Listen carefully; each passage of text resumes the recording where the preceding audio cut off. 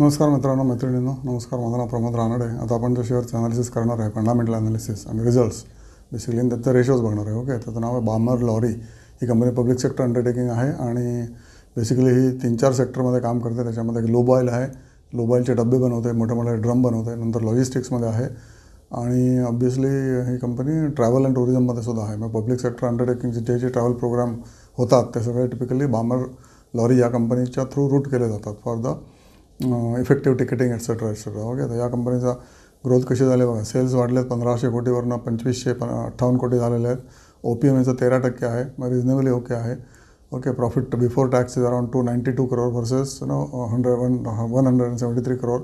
आणि dividend payout जबरी आहे. ओके, 75 ते 80% जो डिव्हिडंड पेआउट आहे, त्याच्यामुळे कंपनी चांगली मानली जाते public sector अंडरटेकिंगमध्ये.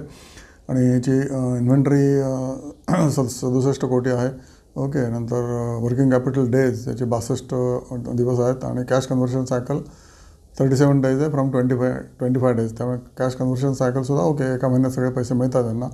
Cash conversion cycle म्हणजे तुम्ही इन्व्हेस्ट करता एक्स अमाऊंट टुडे आणि ते एक्स अमाऊंट तुम्हाला किती दिवसात परत मिळतं. That is what is cash conversion cycle. Okay, नंतर FIIचे 2% आहेत, DIचे 2% आहेत आणि पब्लिकची कंपनी आहे. पब्लिकचे 96% आहेत शेअर त्याच्यामध्ये.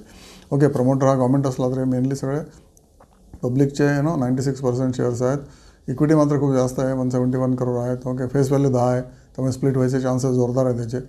आणि डिव्हिडंड यील्ड 4.5% आहे, म्हणजे तुम्हाला FDच्या इतकेच पोस्ट टॅक्स जेवढं FDत मिळतं त्याच्यानं थोडंसं कमी या कंपनीत मिळते. आणि आत्ता समजा तो 200 रुपयावर असेल तर याचं पीक होतं 313वरनं, म्हणजे तुम्हाला 50% ॲप्रिसिएशन चान्सेस आहेत. जर मार्केटवरती गेलं तर लगेचच मिळतील, 1-2 महिन्यात, नाही तर 1 वर्षात तर नक्की मिळू शकतं. P/E 12.6 आहे, म्हणजे रिजनेबल आहे P/E.